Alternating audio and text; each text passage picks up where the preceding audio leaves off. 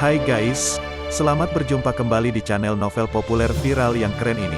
Sebelum mengikuti kelanjutan kisah Dev atau Chen-Ping yang semakin seru dan mendebarkan ini, mohon bantuan kalian untuk subscribe, like, komen dan share video-video yang ada di channel ini ya. Perlu diketahui bahwa novel Perintah Kaisar Naga ini adalah termasuk kategori novel ongoing. Jadi waktu update dan jumlah bab setiap hari menyesuaikan dengan update dari autornya. Perintah Kaisar Naga bab 3350, 3351, 3352. Di bawah pohon jauh di dalam Gunung Tianmo, Penatua Chu masih perlahan memulihkan kesadarannya, sementara Zuo Xuan tampak sedikit bosan memainkan pisau emas di tangannya. Pada saat ini, kedua jurumudi kembali, tetapi mereka tidak membawa orang lain dari aliansi penyegel iblis. Melihat pemandangan ini, Penatua Chu mengerutkan kening dan berkata, "Apa yang terjadi dengan kalian berdua? Apakah tidak ada orang di bawah komando kalian?" "Penatua Chu, kami menerima slip giok dari pemimpin aliansi, silakan lihat." Seorang jurumudi menyerahkan slip giok itu kepada Penatua Chu. Penatua Chu mengambil slip giok, sinar kesadaran spiritual menembusnya, dan langsung melihat informasi di slip giok. "Setelah melihatku," alis Penatua Chu langsung berkerut. "Paman Chu, apa yang ayahku katakan?" Zuo Xuan bertanya dengan rasa ingin tahu. "Sepertinya kita tidak bisa menghadapi Dev di Gunung Tianmo. Perkelahian pribadi tidak lagi diperbolehkan di seluruh Gunung Tianmo. Beberapa klan iblis besar di Gunung Tianmo telah mencapai kesepakatan dengan sekte sekitarnya. Orang-orang ini memanfaatkan terbukanya medan perang antara dewa dan iblis untuk mendapatkan keuntungan. Demi keuntungan mereka sendiri, mereka benar-benar bekerja sama dengan para kultivator iblis."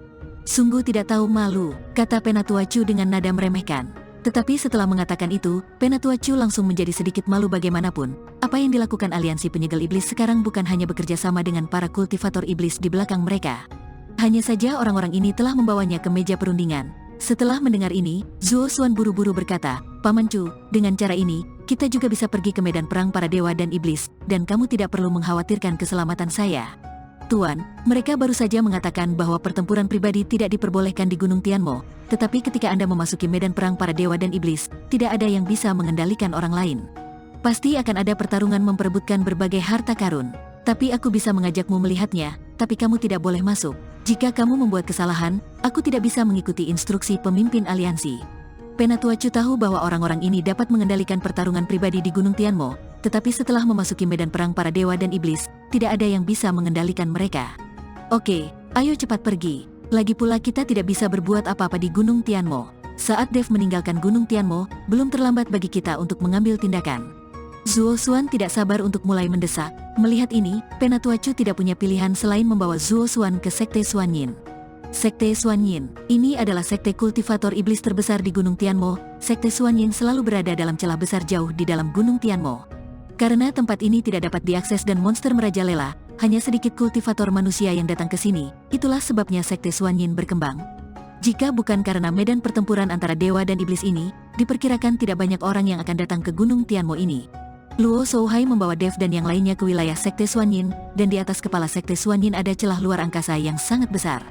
Retakan ini seakan-akan mengoyak seluruh langit, di sekeliling retakan tersebut terdapat kabut putih, dan pusaran air yang terlihat dengan mata telanjang terus berputar. Ini adalah turbulensi dalam ruang dan waktu. Sepertinya medan perang antara dewa dan iblis ini akan terbuka sepenuhnya dalam beberapa hari. Luo Shouhai lupa melihat celah itu dan berkata, "Aku tidak menyangka pintu masuk ke medan perang para dewa dan iblis akan seperti ini. Benar-benar berbeda dari yang kubayangkan, sungguh spektakuler." Ada juga Sekte Xuanyin. Di dunia surga dan manusia saat ini, ada sekte iblis yang begitu besar. Bagaimana berita tersebar bahwa medan perang antara dewa dan iblis telah dibuka di tempat tersembunyi seperti itu? Apakah Sekte Xuanyin sendiri yang memberitahukan berita itu? Mengapa Sekte Xuanyin tidak menyegel beritanya, menunggu medan perang para dewa dan iblis terbuka, lalu masuk untuk mengambil harta karun? Mungkinkah ini konspirasi? Semua orang membicarakannya. Lagi pula, orang-orang ini secara alami waspada terhadap para kultivator iblis dan tidak terlalu mempercayai mereka. Ketika Dev melihat ini, dia tidak bisa menahan diri untuk tidak melihat ke arah Luo Shouhai. Jika ini adalah berita yang sengaja dirilis oleh Sekte Xuanyin, maka mungkin ada penipuan di dalamnya. Luo Shouhai tahu bahwa banyak orang masih memiliki dendam terhadap kultivator iblis mereka, jadi dia menjelaskan, medan perang para dewa dan iblis juga penuh dengan bahaya, tetapi kamu tidak bisa masuk begitu saja dan mengambil harta karun. Terlebih lagi, hal-hal ini adalah semua didasarkan pada keberuntungan dan peluang, dan siapapun yang masuk ke medan perang iblis dan dewa bisa mendapatkan peluang dan harta tersebut. Semuanya tidak pasti dan bergantung pada keberuntungan. Sekte Xuanyin kini telah mengungkapkan berita tersebut dan bersatu dengan kultivator iblis lainnya dan sekte klan manusia untuk mengontrol pintu masuk ke medan perang para dewa dan iblis, dan kemudian mengumpulkan sumber daya dari banyak kultivator. Bukankah ini lebih baik daripada sekte Xuanyin memasuki medan perang para dewa dan iblis sendirian? Sekte Xuanyin melakukan ini sebagai bisnis yang pasti. Dengan cara ini mereka akan mendapatkan uang tanpa kehilangan uang. Mengapa mereka harus mengambil risiko dan berspekulasi dengan diam-diam memasuki medan perang para dewa dan iblis? Sekarang bahkan jika beritanya terungkap dan semua orang datang ke sini satu demi satu, orang-orang dari sekte Xuanyin masih bisa memasuki medan perang para dewa dan iblis itu. Apakah mereka bisa mendapatkan harta dan peluang tergantung pada keberuntungan mereka? Penjelasan Luo Shouhai juga membuat semua orang mengerti. Ibarat tambang emas, orang yang menemukan tambang emas bisa menambangnya sendiri secara diam-diam, tapi belum tentu bisa menambang emas, bahkan ada risiko tanah longsor. Kini orang yang menemukannya bisa bersatu dengan orang lain dan menyebarkan berita tentang tambang emas tersebut. Selama ada yang datang ke tambang, mereka bisa memungut biaya, dan mereka bisa terus menambang sendiri. Dalam hal ini, meskipun emas pada akhirnya tidak ditambang, orang yang menemukannya tetap akan mendapat untung. Saya tidak menyangka bahwa pemimpin sekte Xuanyin juga seorang pengusaha yang baik. Dev tidak bisa menahan senyum. Saya mendengar bahwa pemimpin sekte Xuanyin dulunya adalah seorang pengusaha yang menjual kembali berbagai sumber daya. Justru karena itulah sekte Xuanyin miliknya paling terpelihara, kata Luo Shouhai.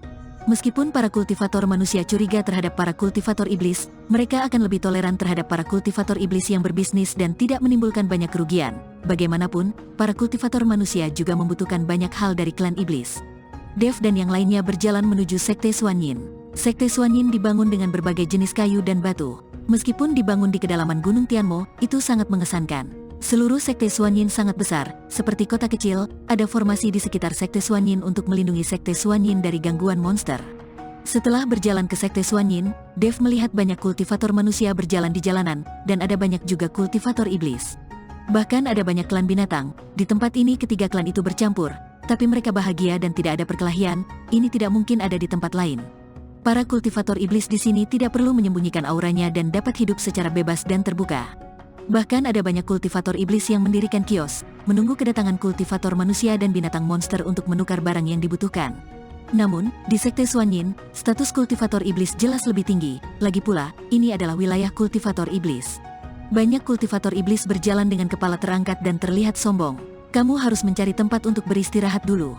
Diperkirakan akan ada beberapa hari sampai medan perang para dewa dan iblis terbuka. Aku akan membawa adikku menemui master dari sekte Xuanyin. Setelah memasuki sekte Xuanyin, Luo Shouhai berkata kepada Tuan Miao, Cai Hongwei, dan lainnya. Ketika Tuan Miao, Cai Hongwei dan yang lainnya mendengar ini, wajah mereka sedikit enggan, dan kemudian mereka melihat ke arah Dev. Mereka takut Luo Shouhai pada akhirnya akan meninggalkan mereka dan hanya membawa Dev ke medan perang para dewa dan iblis. Tuan Miao, Bos Cai, jangan khawatir. Anda harus mencari tempat untuk menetap terlebih dahulu. Jika tempat ini sudah siap, saya akan menghubungi Anda. Karena kita adalah satu tim, saya pasti tidak akan meninggalkan Anda sendirian. Dev berkata dengan tulus. Tuan Chen, kami percaya Anda. Cai Hongwei berkata cepat. Cai Hongwei, Tuan Miao, dan lainnya pergi bersama selusin kultivator lainnya untuk mencari tempat beristirahat. Luo Shouhai dan yang lainnya membawa Dev, Jiyun dan Helena dan berjalan menuju 3 lantai tertinggi di tengah sekte Xuanyin. Ketika Luo Shouhai masuk, Dev dan mereka bertiga dihentikan. Luo Shouhai buru-buru berkata, kami datang ke sini untuk mencari Master Kong. Tuan Lembah Luo, saya benar-benar minta maaf. Orang-orang ini adalah kultivator manusia. Mereka harus memiliki tanda dari beberapa sekte besar di wilayah Gunung Tianmo untuk bisa masuk. Mereka bukan kultivator iblis. Kamu bilang mereka bersama Anda. Membawa mereka masuk adalah melanggar aturan. Penjaga itu berkata dengan sangat sopan. Masih ada aturan seperti itu? Luo Shouhai tercengang. Ya, ini adalah keputusan baru yang dikeluarkan oleh Tuan Istana kami. Jika kalian semua membawa orang masuk begitu saja, akan terjadi kekacauan.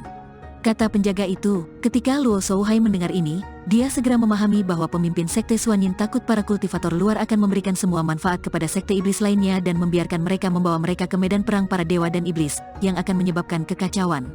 Pada saat itu, semua orang akan diam-diam memetik manfaatnya, dan tidak akan ada hubungannya dengan sekte Xuanyin, jadi pemimpin sekte Xuanyin mengeluarkan aturan seperti itu. Tidak mungkin bagi kultivator iblis dan kultivator manusia untuk bertemu, tetapi sekarang mereka bersikeras bahwa mereka bersama, yang jelas merupakan sebuah keuntungan.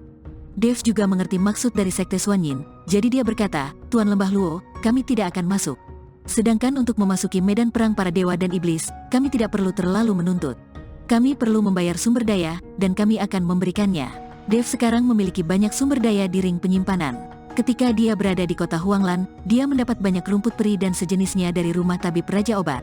Adapun koin roh, Dev juga memiliki banyak koin roh, dan Jiun, generasi kedua yang kaya, memiliki lebih banyak koin roh. Baiklah kalau begitu, aku akan membiarkan Xiaoxi dan Xiaodong tinggal bersamamu untuk berkeliling, dan aku akan pergi dan memikirkan semuanya dulu. Luo Shouhai meminta Luo Xi dan Jindong untuk tinggal bersama Dev dan yang lainnya. Bagaimanapun, ini adalah wilayah para kultivator iblis, dan status mereka sebagai kultivator iblis bisa lebih tinggi. Tuan Chen, izinkan saya mengajak Anda berkeliling. Ada banyak hal baik di Sekte Xuanyin. Banyak kultivator iblis dari Gunung Tianmo datang ke Sekte Xuanyin untuk membeli dan menjual barang. Jindong berkata pada Dev, Sekte Xuanyin telah menjadi pasar bagi beberapa sekte iblis besar di wilayah Gunung Tianmo. Bagaimanapun, para kultivator iblis memiliki status khusus dan tidak bisa begitu saja pergi ke kota tempat kultivator manusia berada. Jika mereka diketahui sebagai kultivator iblis, itu akan menjadi sebuah bencana, jadi para kultivator iblis ini jual satu sama lain. Dan Sekte Xuanyin ini telah menjadi pasar, memungkinkan para kultivator iblis dari Gunung Tianmo datang ke sini untuk berdagang, dan Sekte Xuanyin menerima sejumlah manfaat darinya. Dev mengangguk dan mengikuti Jindong dan Luo Xi bersiap berkeliling. Tetapi ketika mereka baru saja meninggalkan gedung berlantai 3, mereka melihat seorang lelaki tua berjubah hitam berjalan ke arah mereka. Dev tahu siapa orang itu tanpa melihat wajah orang lain. Penatua hantu Gunung Iblis. Melihat orang itu datang, Jindong dan Luo Xi pun buru-buru menyapa. Orang yang datang tidak lain adalah Penatua hantu Gunung Ibis. Meskipun Penatua hantu Gunung Ibis hanya satu orang, dia terkenal di Gunung Tianmo dan bahkan daerah lainnya. Aura Penatua hantu Gunung Tianmo selalu berubah, jadi dia sering berjalan di antara kultivator manusia dan identitasnya tidak pernah ditemukan. Hal ini juga membuat Penatua hantu Gunung Tianmo jauh lebih berpengetahuan tentang berita di berbagai tempat dibandingkan para kultivator iblis lainnya.